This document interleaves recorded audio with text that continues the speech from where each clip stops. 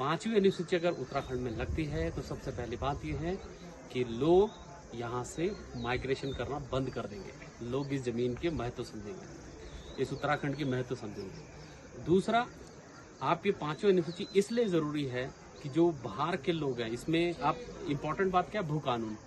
भू कानून जिस इलाके में 5वीं अनुसूची लगती है वह भू कानून लग जाता है। वहाँ पे भू कानून लगने के बाद किसी भी तरह का बाहरी व्यक्ति या प्रशासन शासन कोई भी वहाँ जमीन नहीं खरीद सकता है। इसको समझिए अपनी ताकत को। दूसरा, भाषा। यही भाषा आपकी सोचिए कि आपके उत्तराखंड की द्वितीय भाषा का दर्जा इसको मिलेगा जब आप शेड्यूल ट्राइब में आएंगे और आपके उत्तराखंड के कॉलेज स्कूलों में ये भाषा पढ़ानी अनिवार्य हो जाएगी उत्तराखंड सरकार की। तीसरा इंपॉर्टेंट है जॉब्स। अगर कोई भी व्यक्ति जॉब्स लेना चाहता है तो उसको सरकारी महकमे में या फिर कोई भी चीज़ ले लीजिए आप,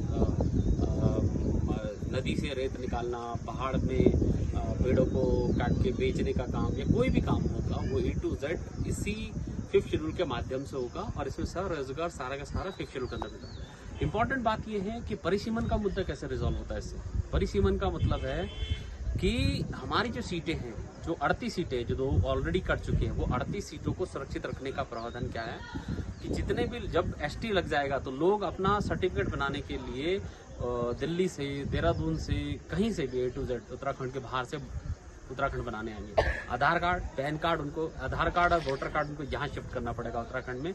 उसके बाद ही वो लोग एक सर्टिफिकेट बनाएंगे और सर्टिफिकेट के माध्यम से वो रिजर्वेशन की कैटेगरी में आते हैं। वो जॉब के लिए अप्लाई करेंगे, जहाँ पे योजनाएं निकलेंगे उसके लिए अप्लाई करेंगे। इतने सारे फायदे होते हैं इसके लिए।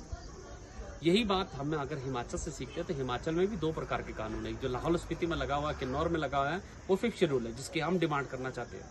एक है जो भू कानून लगा हुआ है, यानी कि जब हिमाचल 72 में या 74 की प्रक्रिया में अलग हुआ था तो 74 में ही वाइस परमार जी ने वहाँ पे भू कानून लगा दिया।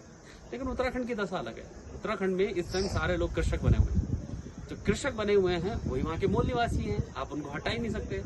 तो 1950 का जो कानून है वो शेड्यूल ट्राइब को ही मिलता है। यानी कि क्वेश्चन जब इस क्षेत्र पे, उत्तराखंड क्षेत्र पे जब शेड्यूल ट्राइब लगेगा तो सरकार पूछेगी किसको शेड्यूल ट्राइब का दर्जा मिलना चाहिए। ऑब्वियस सी बात है, जो 2005 से पहले 75 साल से रह रहा है वो उत्तराखंडी लोग हैं, उन्हीं को ही 5th शेड्यूल मिलेगा। हिमाचल की अगर सबसे ज्यादा पॉजिटिव आपने देखना तो वहाँ का हॉर्टिकल्चर इन्वायरमेंट, यानी कि हॉर्टिकल्चर बहुत बड़ा है। हॉर्टिकल्चर की वजह से वहाँ के बच्चों की मानसिकता और ये समझिए कि उनकी जॉब्स के ऑप्शन बहुत ज़्यादा होते हैं। तो 5th शेड्यूल इसलिए उत्तराखंड के लिए बहुत ज़रूरी है।